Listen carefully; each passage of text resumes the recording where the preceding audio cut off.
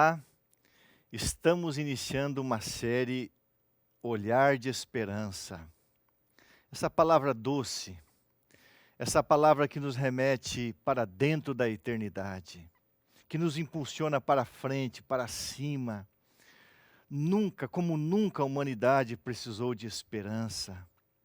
Eu oro a Deus para que os sermões que você vai assistir nos próximos dias sejam uma bênção em sua vida. Isso só vai acontecer através da palavra de Deus e através do Espírito Santo. Quem faz a obra é Jesus. Quem faz a obra é o Espírito Santo. Deus usa o ser humano, a personalidade humana, o filtro humano. Mas o importante é a mensagem, não o mensageiro. E eu clamo a Deus para que você cresça na sua esperança, na sua fé, na sua experiência com Jesus. E eu quero começar através de uma oração. Ore a Deus comigo. Nosso Deus e nosso Pai, ao estudarmos esta série sobre esperança, queremos fortalecer a nossa convicção de que em Jesus nós podemos esperar dias melhores, sobretudo a manhã gloriosa, onde estaremos para sempre com o Senhor. Pai, quando o homem fala, nada acontece, mas quando o Espírito Santo de Deus prega, quando Deus fala, quando Deus comunica o seu Espírito através da palavra, então um milagre acontece diante de nós. Abençoa essa série, Senhor. Abençoe o estudo da Tua palavra nesse momento. Fala aos Teus filhos, fala ao Teu povo, prega, Senhor. Eu clamo a Ti em necessidade, eu Te imploro em nome de Jesus. Amém. O primeiro tema, olhar para a única esperança. Existem duas palavras para a vaidade, talvez eu repita isso mais para frente. Existem duas palavras para a vaidade na Bíblia. No Antigo Testamento, a palavra vaidade significa uma bolha de sabão. Sabe o que é uma bolha de sabão? Algo que vem em história. No Novo Testamento significa um mundo sem finalidade. O planeta Terra em si mesmo é um mundo sem finalidade. Nascer, viver e morrer. Essa é a finalidade da existência humana. Não importa se é 70, 80 anos, é um mundo sem finalidades. Por isso nós vamos começar falando, olhar para a única esperança. Abra a palavra de Deus no Evangelho de Marcos, capítulo 1, verso 40 até o verso 45. Nós vamos, ao longo dessa série, estudar um pouquinho o primeiro evangelho, que é o Evangelho de Marcos. O primeiro evangelho a ser escrito. Achou aí? Marcos 1, 40, 45. Quando um pregador começa a pregar, ele não abre a Bíblia, ele não ora, ele não está pregando. Ele está fazendo qualquer outra coisa. Pregação, a loucura da pregação tem que partir da palavra de Deus. Ok? Marcos 1, 40 é a história de um leproso, um incurável. Aproximou-se dele um leproso, rogando-lhe de joelhos: Senhor, se quiseres, podes purificar-me. Jesus, profundamente compadecido, estendeu a mão, tocou e disse-lhe: eu quero te purificar, fica limpo. No mesmo instante lhe desapareceu a lepra e ficou limpo. Jesus então fez um veemente apelo, uma veemente advertência e o despediu e disse: olha, não digas nada a ninguém, mas vai mostrar-te ao sacerdote, oferece pela tua purificação que Moisés determinou para servir de testemunho ao povo, para provar que você de fato foi curado. Mas, tendo ele saído, entrou a propalar, a falar muitas coisas e a divulgar a notícia da sua cura, a ponto de não mais poder Jesus entrar publicamente em qualquer das 200 cidades e aldeias que havia ao redor ali na Galiléia, segundo Flávio Josefo. Mas permanecia fora em lugares ermos, desertos, e de toda parte vinham ter com ele. Essa é a primeira viagem missionária de Jesus pelo norte, na região da Galiléia, onde eu já falei, haviam cerca de 200 cidades e vilas nessa região próxima ali do Mar da Galiléia, atrás das montanhas de Golã e da Síria. De repente, uma pessoa que não poderia se apresentar publicamente, vê em Jesus, olha para Jesus como uma única esperança, a única possibilidade de cura. Por quê? Porque fazia cerca de 800 anos que houve o último relato de cura de um leproso que tinha sido Naamã. Mas esse homem recebeu o toque da fé. Você sabe que toda pessoa que procurou Jesus, não é porque ele quis, é porque ele foi tocado pelo Espírito Santo para procurar Jesus. Então o Espírito Santo o tocou, e ele responde ao impulso do Espírito Santo, e ele vai até Jesus, inspirado pelo Espírito Santo, tocado pelo Espírito Santo. Ele não pede cura, ele pede catarizo, ele pede purificação. É muito mais do que cura. Ele não queria a solução para os seus problemas externos de saúde, posto que isso fosse importante. Ele queria que Jesus transformasse o seu caráter, que Jesus purificasse o seu ser interior, e essa é a vontade de Deus. Querido, se você quer ter esperança, você precisa ter um novo coração, uma nova vida, uma nova perspectiva que só Jesus pode dar. Nós pedimos muitas coisas para Deus, mas não pedimos o essencial, que é o reino de Deus em primeiro lugar, a pessoa do Espírito Santo em nossa vida, para curar a lepra do pecado, que é o pior problema que nos tira a esperança do nosso coração. Esse é o grande problema da humanidade. Senhor, se quiseres, podes, catarizo.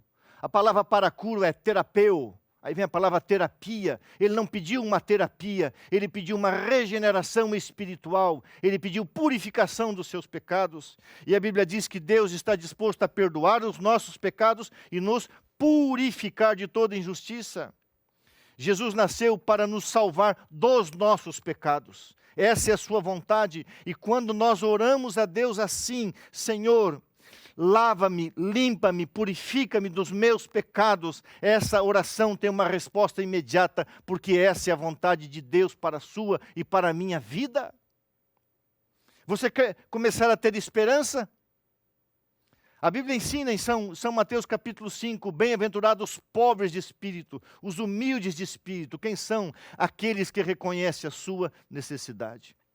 Como seres humanos, nascemos em pecado, temos uma natureza caída, somos arrogantes, orgulhosos, mas quando nos humilhamos diante de Deus, quando reconhecemos a nossa condição e quando imploramos transformação, Deus enche o nosso coração de esperança, de fé, de alegria.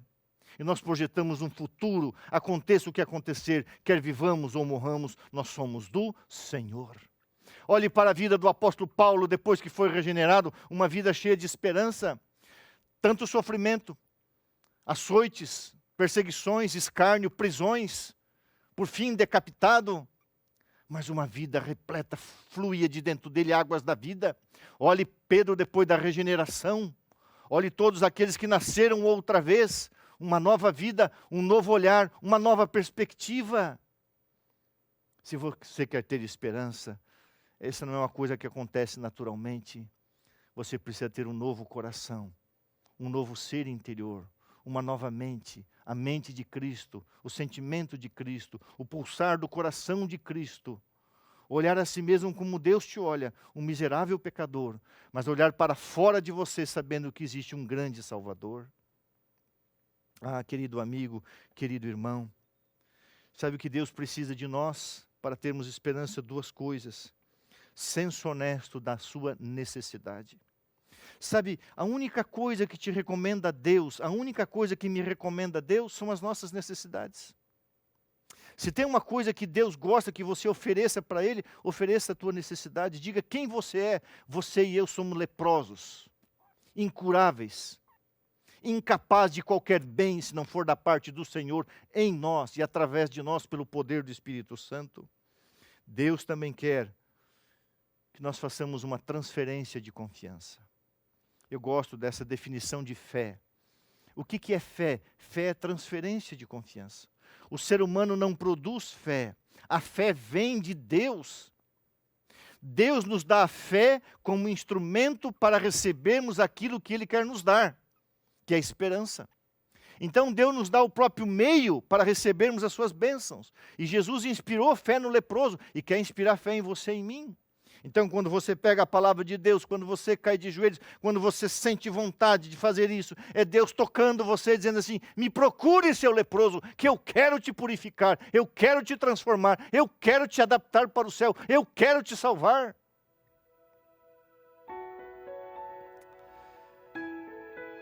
no ano de 2002,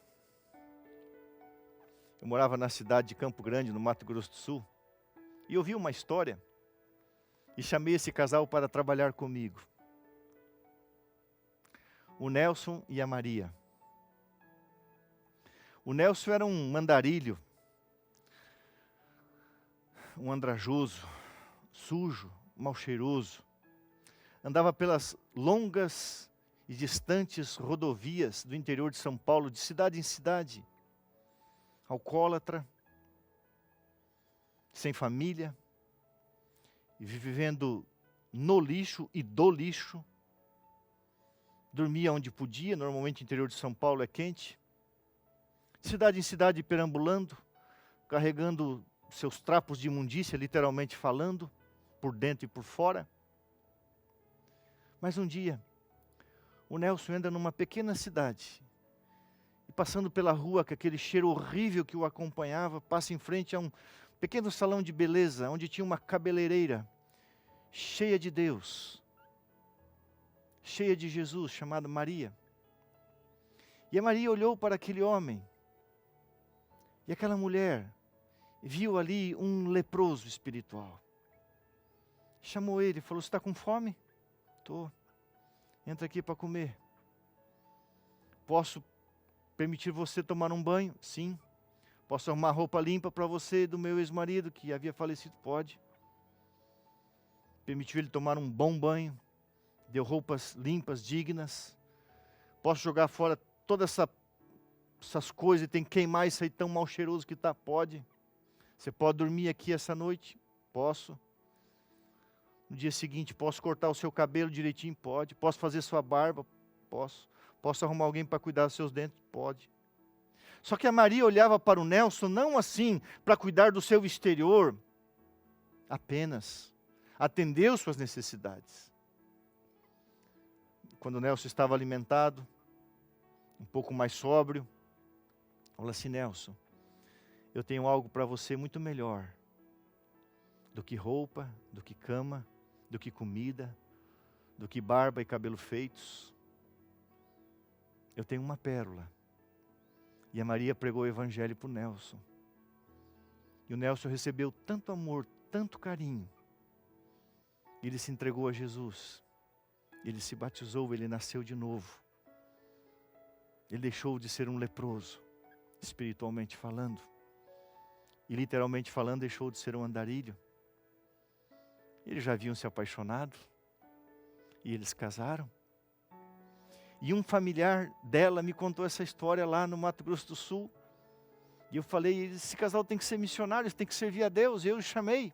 Eles tinham poucas coisas, era uma irmã simples, pagava aluguel na casinha, tinha ali o seu estabelecimento para sobreviver, com 2 filhos na adolescência.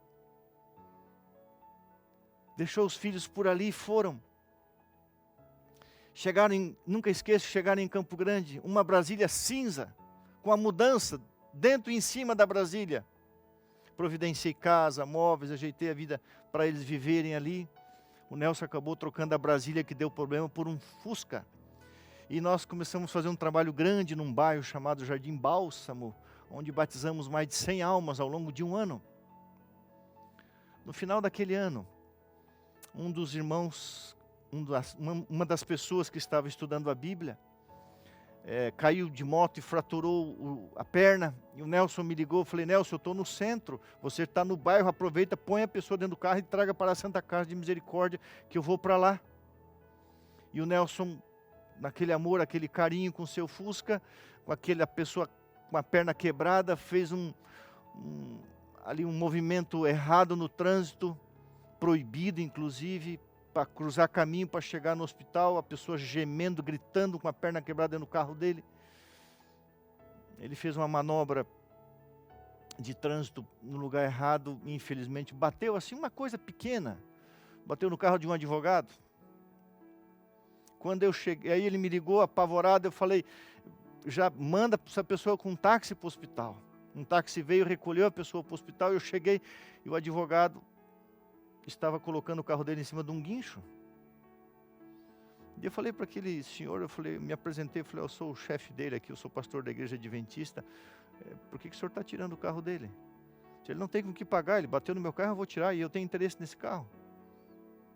Eu falei, o senhor está tomando o carro dele? Ele falou assim, você quer fazer o quê? E começou assim a ser agressivo, estúpido, grosso, egoísta, como é o ser humano. Eu falei, o senhor está tomando o carro de uma pessoa pobre, nem me dando a permissão de pagar o dano? Ele falou, já fiz acerto com ele, já assinou um documento, ele vai me entregar o recibo. E tomou o carro e foi embora. A história ficou longa ali, eu não quis me irritar. Eu fiquei olhando, o Nelson falou, pastor, eu sou um andarilho. Eu não preciso de carro, eu sei andar. Eu fiquei muito indignado. Eu fui embora para Curitiba. Levei o Nelson e a Maria. E quando eu cheguei em Curitiba, contei essa história para a igreja. E a igreja ficou emocionada e ouviu a história. Eu apresentei que a gente ia fundar uma igreja. Fundamos uma igreja ao lado da rodoviária em Curitiba. E a igreja se uniu e tirou uma oferta e comprou um Uno. Um Uno Mille. E o Nelson agora, ao invés de um Fusca velho, tinha um Uno melhor. E nós trabalhamos ali 2 anos juntos. Passou o tempo, um dia a Maria me ligou e disse, pastor Nelson está internado também, na Santa Casa de Misericórdia de Curitiba. Eu falei, o que foi, Maria? Pastor, ele estourou um câncer muito agressivo no estômago, pelos maus tratos do passado. Eu fui até o hospital, lembro daquele homem com 56 anos, magro. Eu falei, tudo bem, Nelson? Ele falou, pastor, eu não vou sair dessa. Eu acho que eu vou morrer. Mas pastor, minha próxima caminhada vai ser daqui para a eternidade. Porque eu vou morrer salvo em Cristo Jesus. Eu falei, Nelson, quantas pessoas você levou a Jesus nesse tempo que a gente trabalha junto? Acho que foi uns 3, 4 anos. Ele falou, em torno de umas 150, 200 almas, pastor. Eu falei, você verá o fruto do teu trabalho. Ele ficou poucas semanas no hospital. O médico falou que era realmente agressivo. Seu abdômen cresceu muito e o Nelson faleceu. Nós o sepultamos. Lá no cemitério eu perguntei para Maria como ela estava. Ela disse, ele está salvo em Jesus. Ele era um leproso, um andrajoso, um andarilho. Mas ele é uma pessoa salva e morreu cheia de esperança. E com a única esperança, ele morreu em Jesus. Ele morreu em Jesus. Fomos então cuidar das coisas, para cuidar da família, agora os filhos na faculdade. Um dia Maria me disse, pastor, o senhor sabe que eu tenho dinheiro para comprar uma casa? Eu falei, não. Ele estava registrado na associação, tudo que a igreja faz direitinho. Pastor, dei um seguro que dei uma casa, vou trocar de carro. O senhor sabia que eu vou ter 2 salários mínimos para o resto da vida para viver? Um carro seminovo que eu vou comprar, que deu dinheiro em uma casa lá em São José dos Pinhais. Eu falei, não. Queridos, eu não estou falando de coisas materiais. Eu não estou falando de coisas materiais. Eu estou falando de alguém que foi cheio da esperança de Deus, que socorreu um pobre, um andarilho, um andrajoso.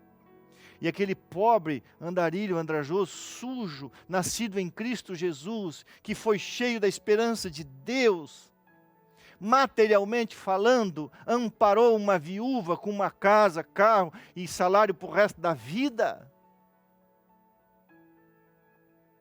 Por quê? Porque aquela mulher tinha Deus. Ofereceu Deus para o Nelson. Deus abençoou o Nelson com a salvação.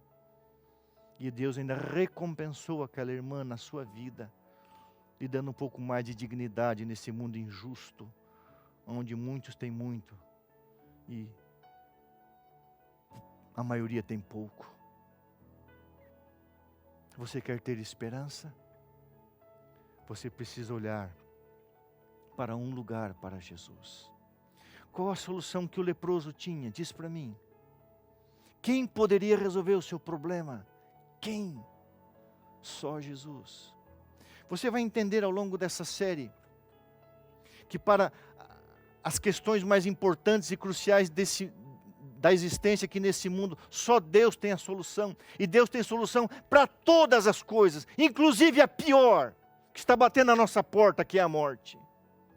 Por isso, graças a Deus, nós podemos ter um olhar de esperança, porque nós olhamos para o Senhor Jesus Cristo, o Pai da eternidade.